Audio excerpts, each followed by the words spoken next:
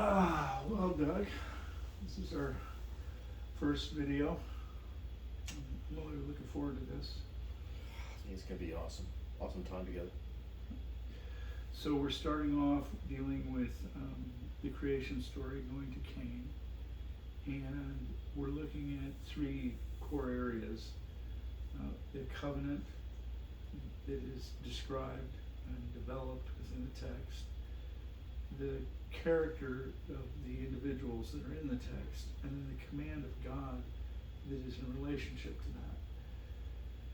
We're taking an approach to the Bible which is what's called canonical, and it's within the canon, and it's not a critical position. A critical position is one where you analyze the text from being outside of the community of God. If you analyze the text from being inside the community of God, it's like the difference between receiving a love letter from somebody or a letter, a breakup letter, dear John letter, we're being broken up, or love letter, and it has to do with you, versus somebody reading it afterwards and going, oh, well, that was a beautiful turn of phrase, and you go, yeah, great, I'm devastated. She went to go marry somebody else, and she did a beautiful turn of phrase, but that really doesn't, the turn of phrase is nice, but I'm devastated, right? It's So affected my life. it's affecting my life. So we're looking at this from the perspective of, a love letter from God, a propositional revelation. And yeah, if there's a nice literary device used here, that's all good. If maybe our translation isn't as good as it should be, I'm still receiving the letter that she married somebody else, or she wants to marry me, right? Right. It's still, that's what I'm looking for, is so dealing with that, starting off with the covenant, the Genesis story, and then the story with Cain and Abel. In the Genesis story, what do you see as being let's reverse this. Let's start off with the commands.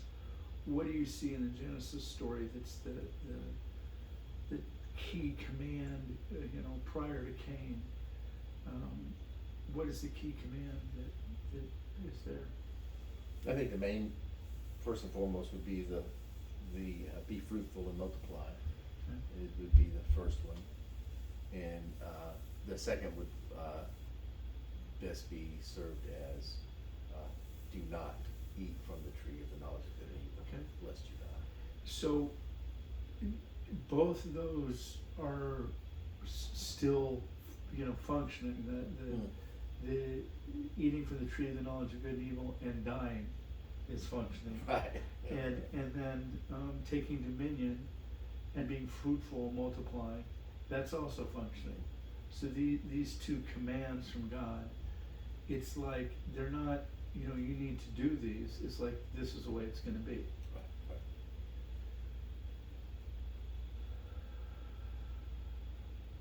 Those are pretty big commands. Those are pretty big. Some people call them mandates. Yes. Well, this is how life is, and how it will forever be. In this present form. Yes. In the present form. Right. Okay, so when we go to the question of character, what do you see as being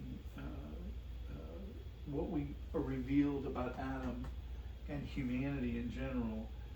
And we have this creation of male and female, so there's a differentiation between the two, and it's very significant, the profundity of the differentiation, because after from the beginning, Eve is different than Adam, and woman is different than Adam, and Eve in the fall is different than Adam. Each one of them have a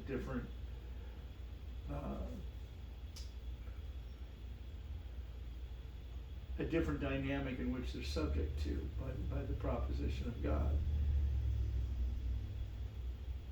I don't think you can, I actually don't think you can, and I'll just be straight up with you on this, I don't think you can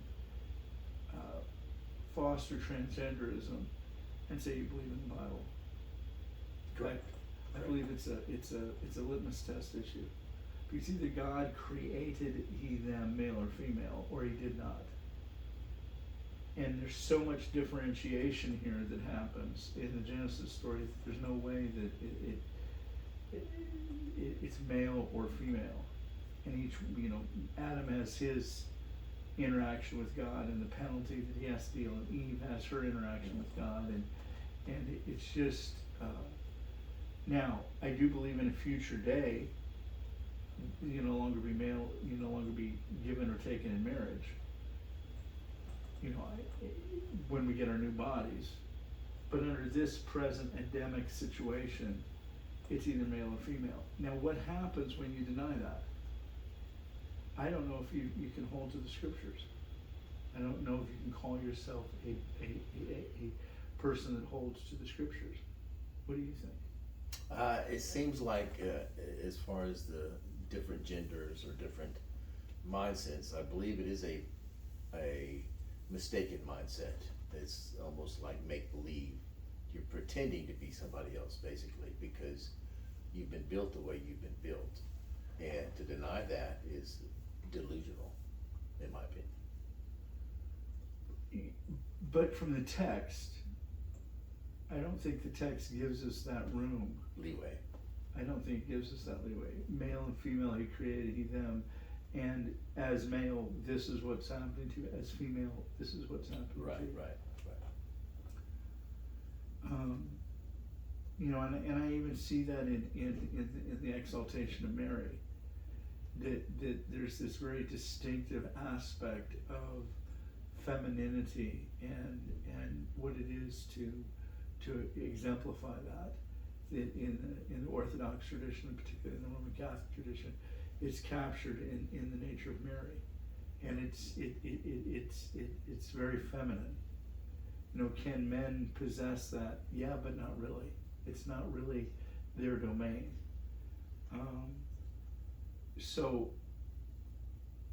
Then there becomes the question: what does that become an excuse for all the abuses of the patriarchy over the centuries? It doesn't become an excuse, but to deny that reality is to not function within the text here. Would you agree with me? I mean, the text is like, hey, this is your origins. This is where you were built from. Right. And so it's hard to deny that. And I see what you're getting at. You've got to have a basis for your belief. And if the Word of God is true, and if He has created you male and female, then that's the supposition. I mean, that's where you get your life from. It might be an analogy. Might be putting diesel gas into a Right. Right. So diesel's cheaper or better, so I'm going to put it into my car. Right. And it's like the car doesn't work that way. Right. It's not built for that. It's not built for that. And what I'm suggesting is the text doesn't give us room to negotiate or discuss that. Now, if somebody wants to come from outside the text and be critical of the text and say, well, the patriarchy wrote the text, another subject. Yeah. Well, the patriarchy wrote the text. Really, Genesis really isn't Genesis. Outside of, but within the community of God, within the canonical community of God, I think male and female create he them, and to attack that attacks the whole authority of the Creator. Mm-hmm. So I think that's a big. It's almost a today in this world. It's almost a prerequisite to being able to go in and ask what does the rest of the text mean. If at the beginning the text is an error, then the entire text is an error. Right. I mean, either God said or He did not say. Right. That's correct. Yeah.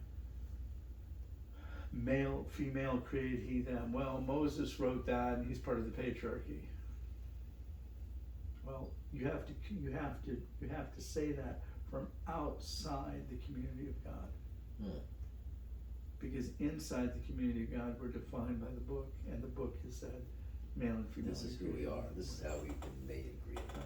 And it's very complex. Yes. I mean, the complexity at the end of the day, we're talking about the character. The complexity at the end of the day is I mean, here are these two beings that, I mean, the fall and the consequences of the fall, but God engaging Adam after the fall.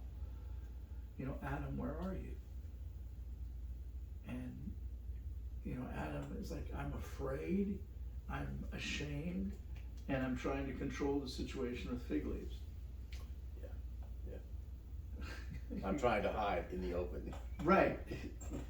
But how, does that not describe Yes. man's condition? Right, our plight is such, you know, is psychologically, you know, mentally, that's what we've been doing all of our lives, is trying to escape even when we've been banished,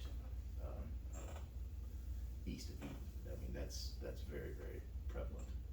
Right, and so we've got this text shows us the basic foundation of human psychology. We're dealing with shame, it's a traumatic event, we're denying the trauma, we don't wanna deal with the fall, we've been kicked out, this is the first trauma, this is resonant through all humans, and so we just kind of ignore it. I don't wanna deal with the fact of being kicked out, so I'm gonna, you know, pretend it didn't happen, you know, type of thing. And so we're basically in exile from, you know, being in relationship with ourselves, being in relationship with the creation, you know, being conscious of our own being. So Adam is struggling with being conscious of his own being. Once God calls him out, clothes him, he's talking about Eve. Now he's struggling in his relationship with Eve. Yes. You know, and now the earth resists him, and he has to work by the sweat of his brow. I mean, everything has gone kaplooey. Right. And God's just kind of, you almost get this picture of God trying to hold things together as it's falling apart. Right. You know? So Adam, so the character of Adam and Eve is just, it's very complex. Yes, how do you reconcile? I mean, there is no reconciliation apart from God. I mean, how do you deal with that? With Adam and Eve? Yeah. I mean, they don't seem to be, it's not like, well, you know, and they lived happily ever after, right? Yes, not quite so. Yeah. So we have very distinctive character dynamics developed at the very beginning, male, female, and then, so the capacity to blame as opposed to take responsibility for blaming other, responsibility for blaming other, seems to be both within Adam and within Eve. You know, you gave her to me, it's her fault. Right. So instead of taking responsibility for the reality, it's her fault. And we both have mentioned in our marriages, we've experienced the issue of, you know, she just loved me the way I needed to be loved, and I'd be the man that I need to be. Right. It's her fault that I'm not the man. It's her fault that I'm not the man that she just would love me the way I need to be loved, Right. and I'd be the man I need to be. You know, and so in the beginning, God created marriage counseling. Right. Oh boy. So we have the covenant is, we have the command, we have the character that's revealed here, and then we have the covenant. And the covenant, how would you describe that? What is the framework of the relationship now that man has with himself, with other, with God? After the fall? Yeah. I think it's complicated because we're coming from not a disingenuous or a disingenuine type of mind frame, because we've already been banished, we've already been cursed, so to speak, and so how do we're always striving to get back into right relationship, whether it be with myself, others, my wife, or whoever, or especially God. Right. So we're always striving for that. Right, it's kind of like, it's almost like somebody being thrown overboard striving to get back under the boat. Yeah. You know, and you're feeling the sinking feeling. Yeah, it's almost impossible. Right. And it's kind of like what God does when he speaks to them, and they call it the curse. Now that's a little problematic to me. Mhm. To me, it's kind of like putting a rabid dog in a pen, or a dog. It's not a rabid dog, but you know, it's like quarantining somebody. It's like going and saying, "Listen, you have this disease. Here are the parameters that are going to operate." You know, is that the curse? You know, is God cursing them, or is God explaining to them parameters that are now going to be in place so that they don't hurt them, so that they understand what they're dealing with? Yeah, I think that's more accurate, because now you become like God, so to speak. Right. Is that you've learned what the knowledge of good and evil. Right. Before, there was no knowledge, so that it didn't make any difference. You were clean, you didn't even know what clean was, but now you have that knowledge, and so you see things differently. Right. And so that's the quarantine. Now I quarantine you to keep you from hurting yourself by doing these things you're not supposed to. Right. So you're not going to get access to the tree of life. Right. You're not going to get access to the tree of life. You're going to be expelled from the garden, and when you're expelled from the garden, here are the consequences that are going to follow. Women are going to bear children in childbirth. There's going to be great pain. Well, regardless of whatever you want to say, that's true, and that doesn't have to be, by the way. That doesn't have. You look at the other mammalian species. It doesn't have to be this great pain. Interesting. And my wife and I, you know, having 7 children, I submit the possibility that it creates a binding between the self-centered, you know, me, and the pain creates a binding that you kind of, it traumatizes you to never forget that this is your child. Right. Right. Right. So there's this, you know, but you don't have to have pain. I mean, the other animals don't bear in pain like a woman does. So you know, so that's a curse. Well, or maybe it's offense. Maybe okay. So we don't want to get into the depths of things, but it's the woman will bear children in pain, right? And the man will work by the sweat of his brow. Well, that's just the, you know, that's the patriarchy talking about, you know, and the man will rule over the woman, and the woman will you know, desire the man. Well, we can get into all what that means. We can ask the question of what does that mean, but not here. Right. I mean, this is just a survey, but this, man, come on now. Come on, I don't care who you are, come on now. You've been, if you're listening to this, you've been raised in a family, and you know that this ain't as easy as everybody says it is, right? Right. You know there's always a wrestling for power. Right. I mean, we just had that just before we did this session, right? Where I'm trying to, I'm gonna, you know, we're gonna have a Sabbath, and you know, and then the woman's like, no, we're not, because we have to babysit the grandkids. I'm like, no, we're gonna have a Sabbath, you know. And so there's this. I don't care what you do. You're always, you know, people. Well, we're just egalitarian. We just vote on it.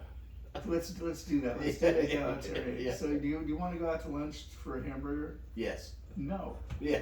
Okay. Do you want to go out to lunch for a burrito? No. Yes. Yeah. There's a power. How does that work? There's a power struggle. Right? Who's got the keys? Who's got the keys? I do. We're gonna go get No, a burger. So this is really dealing with that, and I think the key takeaway concerning the character issue is the complete willingness to blame. It just blows my mind. Here's the data coming in like this. Oh, yes, no, I'm not responsible. They are. And you know, and when somebody will actually take responsibility, I want to have a national holiday. You know, it's like, no, I can see the tree for the forest. I understand, and let me actually be reasonable with you and treat you like a human being. It's like, oh my gosh, you're the greatest. You're the greatest thing I've ever heard of, you know, as opposed to like, well, no, I have no responsibility for you, although I'm the agent of whatever entity I'm representing, and the entity I'm representing completely failed to do what they're supposed to do, and I'm their agent, but I take absolutely no responsibility. Right.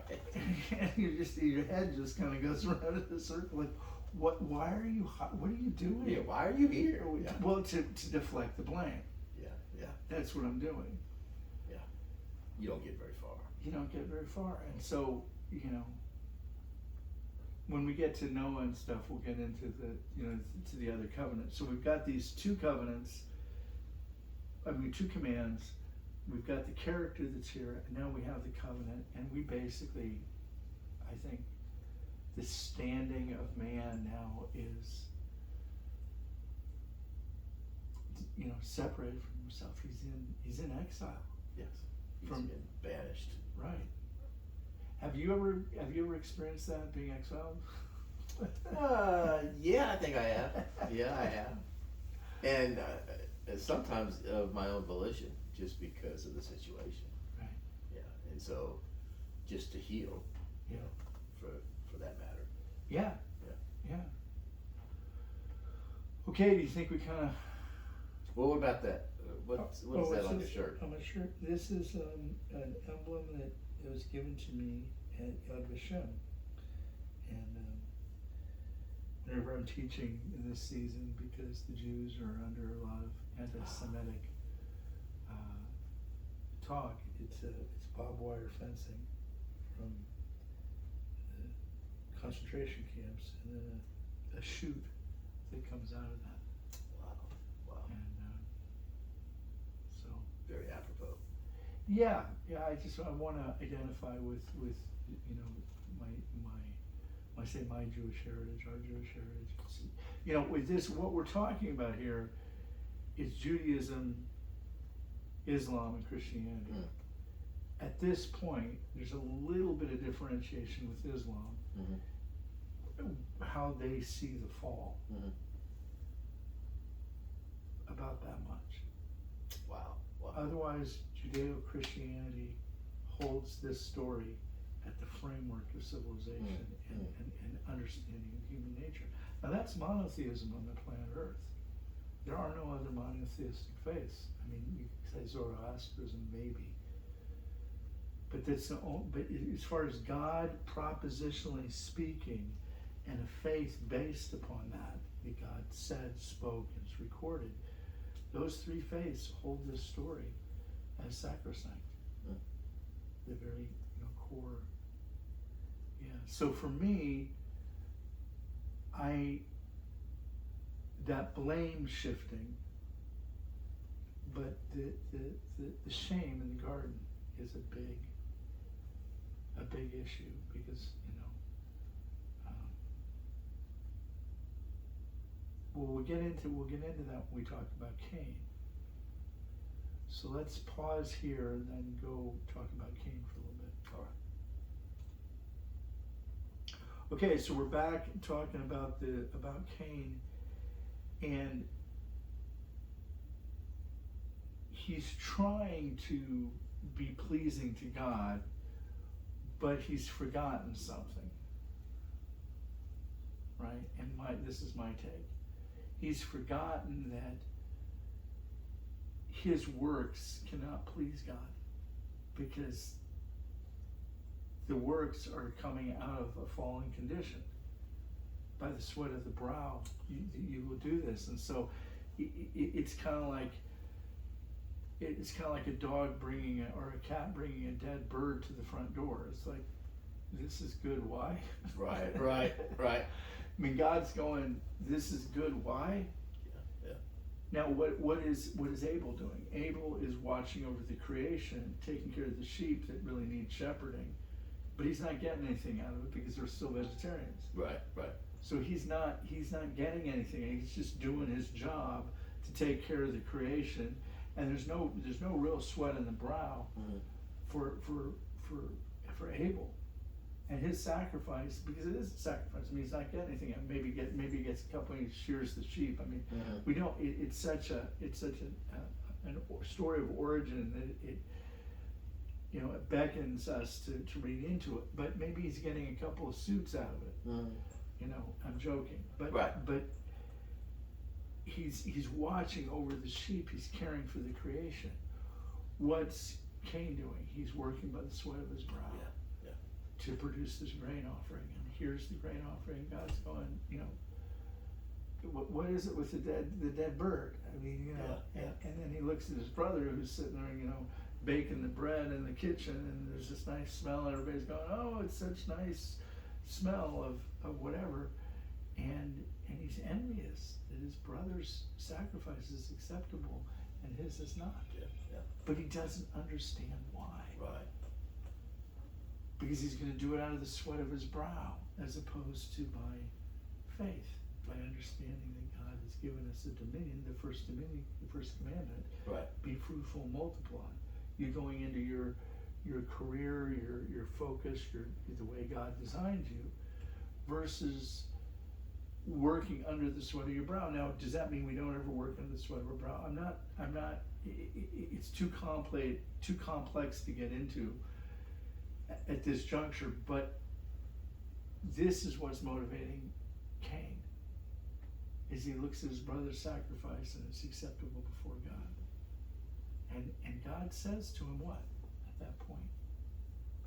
But before anything has happened, when the offering is made, what does God say to Cain?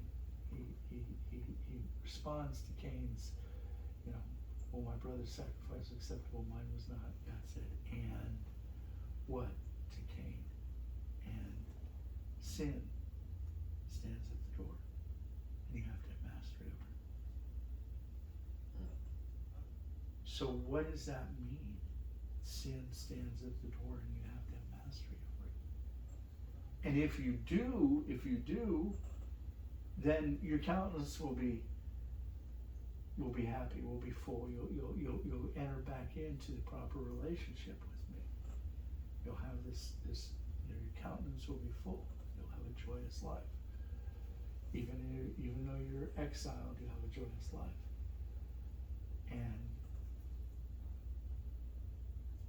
Cain's response,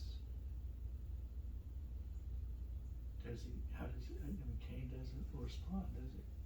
He doesn't see his place. He doesn't see Abel's was a place of being able to oversee, sort of like the garden. Mm-hmm. And Cain his effort was under the curse. He was striving to be pleasing to God out of his own strength, and you can't do that. So how long have you been walking with the Lord? For a long time. 40 years?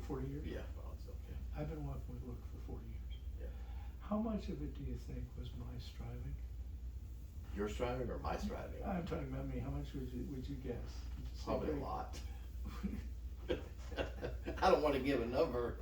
Well, but okay, it's at least 50%. Yeah, I can concur. Right? Yes. Yeah. So even though I'm supposed to know these things, even though I've been saved, I'm still striving. And so when you're striving and you see somebody that's already gotten there, right?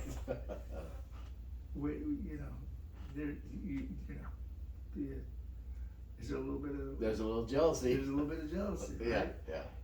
So I remember as a young man, it was like, Lord, why can't I be like Chuck Smith and have like hundreds of people listening to me and have the word for today with Craig Bliss?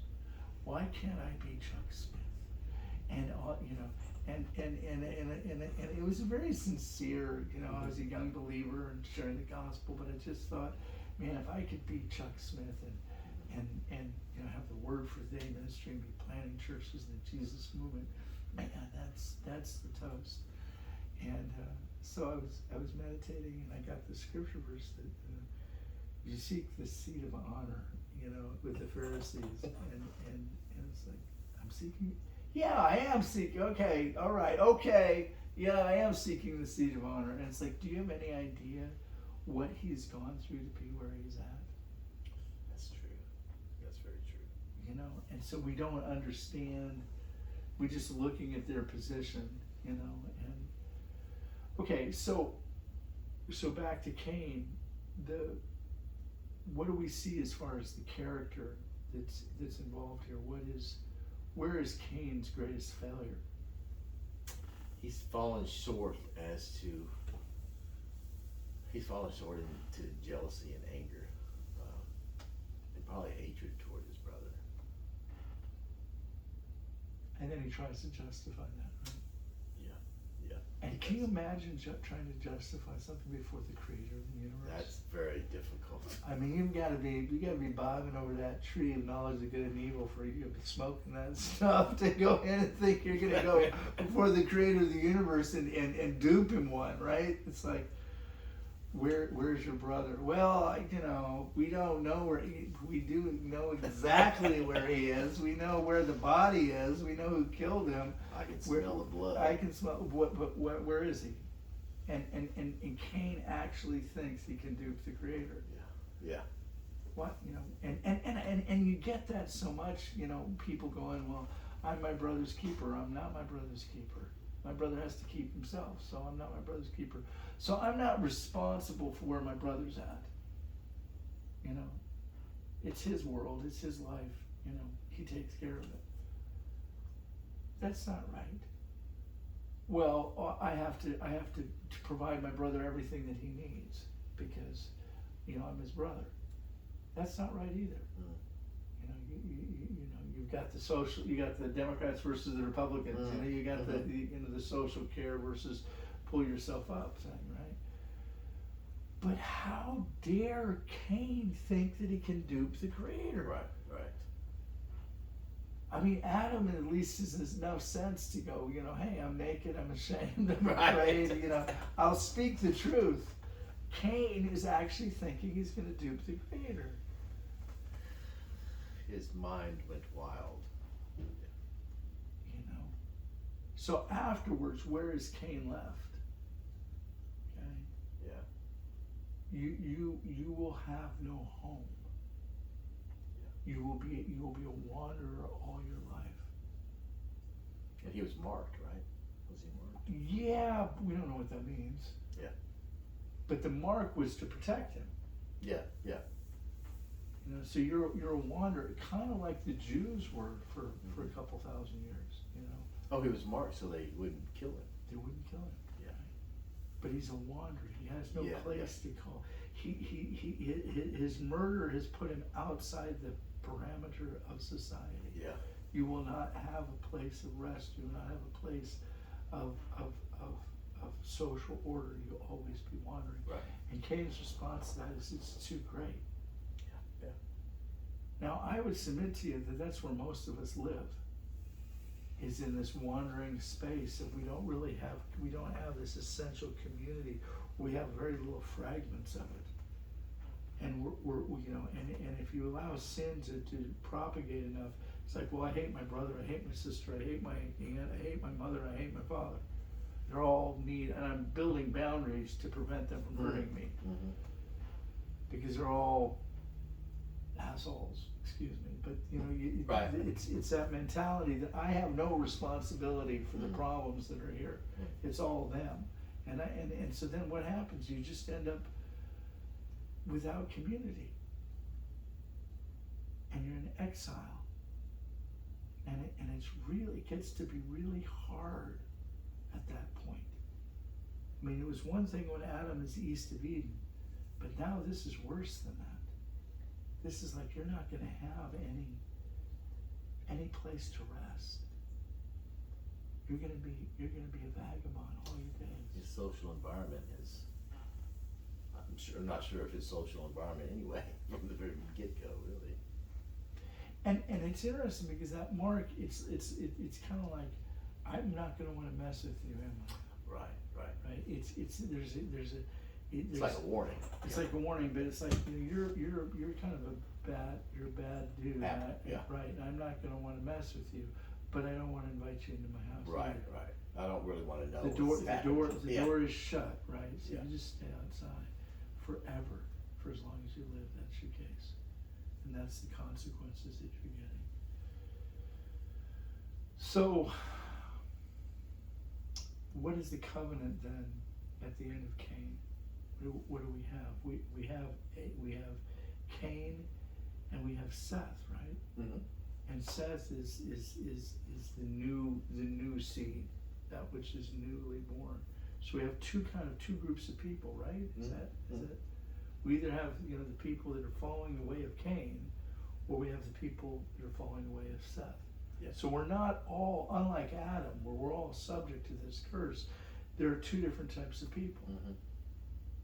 And I would go so far as to believe that when the angel came for Christ's birth, and now I'm jumping way ahead, but the angel came and said, you know, peace on earth to men of goodwill.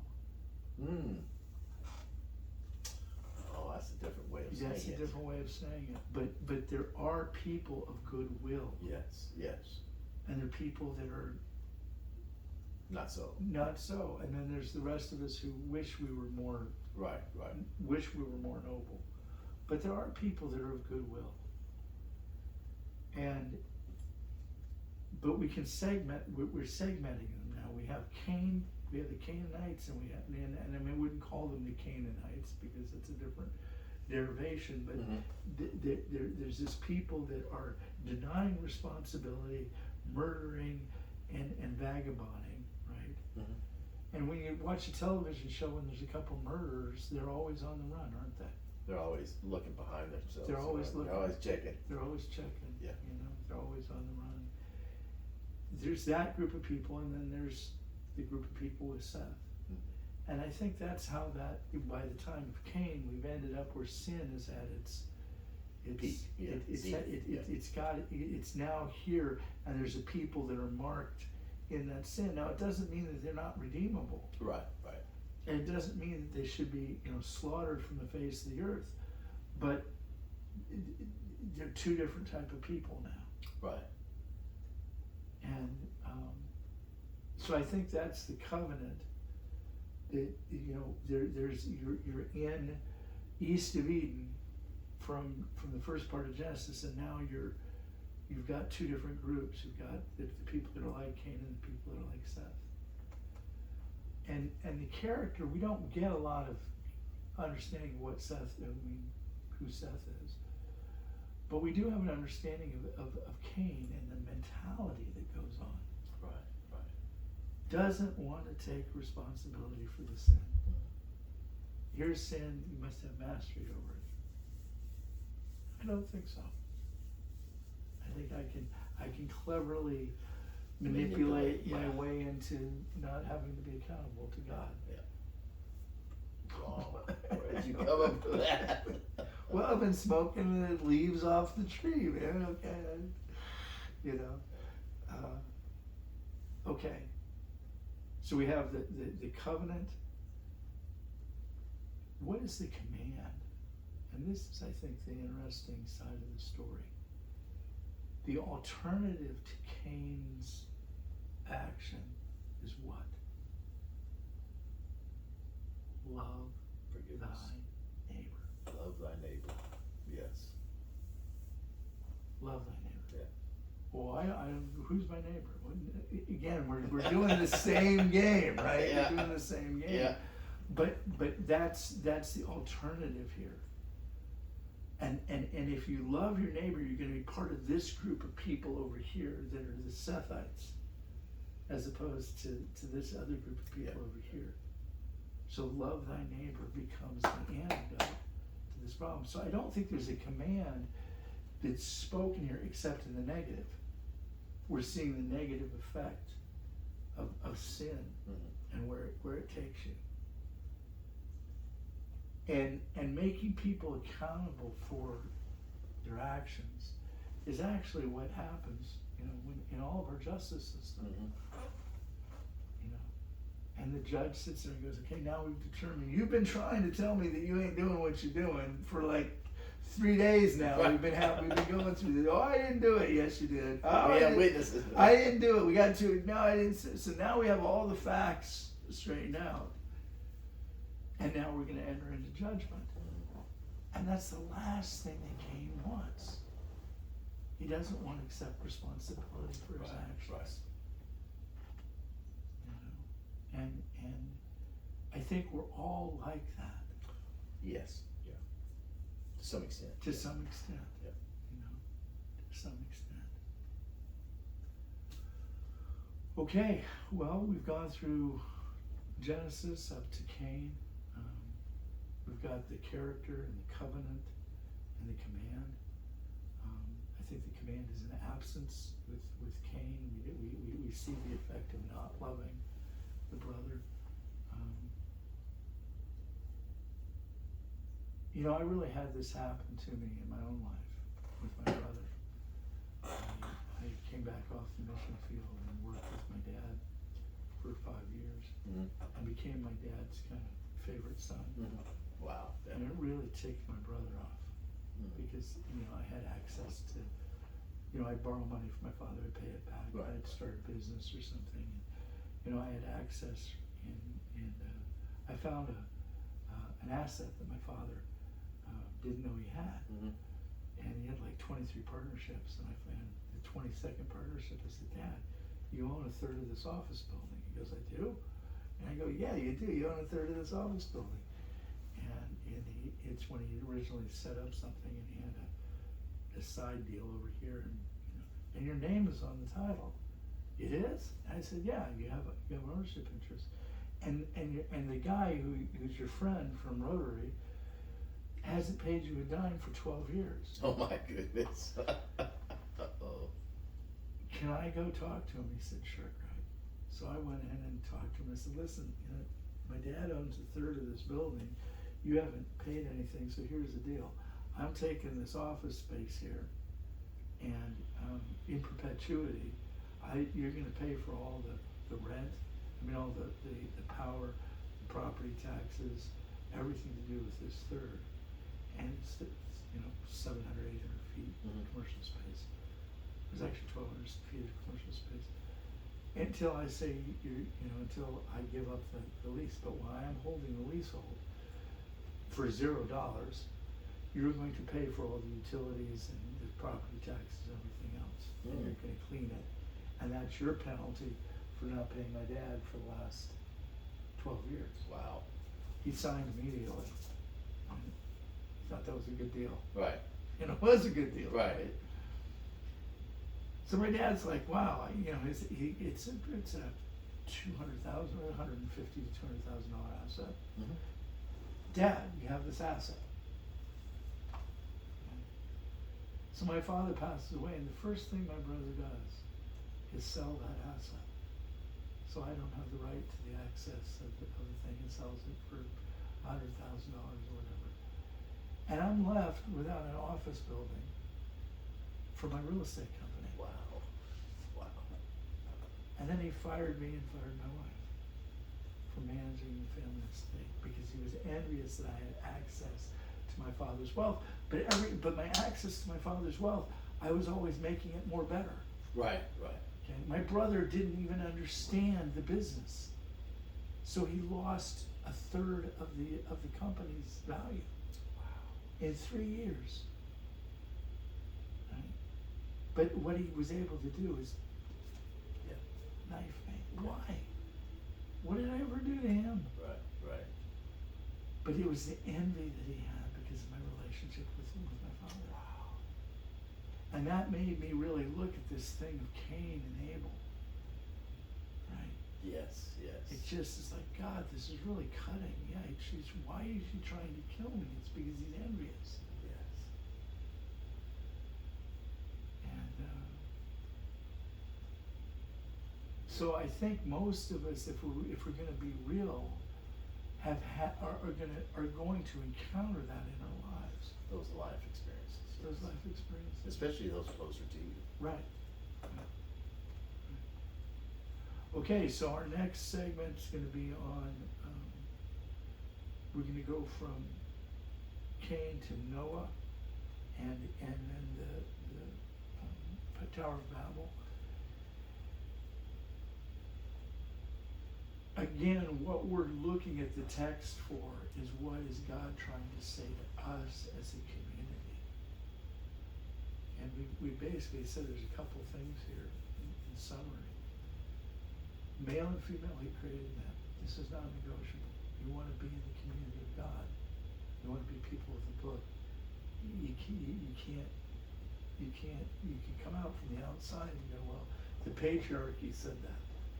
You know, Moses wrote that, and he's a white patriarch. Well, actually, he's a white, but that's okay. But he's a patriarch, and you have to say that outside the community. inside the community, it's already done. Mhm. It's male and female, and there's a complexity that's there that's irreducible. It's a very complex situation. We have the dominion mandate, or the command of the dominion mandate. We have the issue of eating not from the tree of knowledge of good and evil, but you will die. And that dying, death, means to be separated, to be broken apart. Yes. And everything seems to become broken apart. But God, it's not the curse, it's kind of like the fence, right? The God's going, it's a breaking apart, but I'm gonna kind of keep it together, guys. So you're gonna rule over her, she's gonna desire you, you're gonna have pain going, you know, she's gonna have pain in childbirth, and you're gonna go out with the sweat of your brow. And it is the serpent's fault at the end of the day. Right. We'll deal with that and what's involved. And there's so much there. There's so much there. I mean, there's everything actually is there because it's at the beginning. Mhm. So we could talk about the implications of, you know, your seed will destroy the serpent, will, you know, crush his head, but he will bite your heel. And what does that mean? You know? And that's one of my favorite stories is, you know, Achilles' heel. Why is Achilles the greatest warrior of the Greek world? Why is it his heel that is this place of vulnerability? That's where the serpent strikes.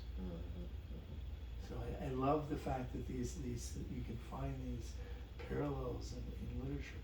Okay, so we have Adam, we have Adam and Eve, we have the dominion mandate, we have the fall, we have the character of both, you know, man denying responsibility and putting it off, and the woman denying responsibility and putting it off, and God's buying it and not buying it.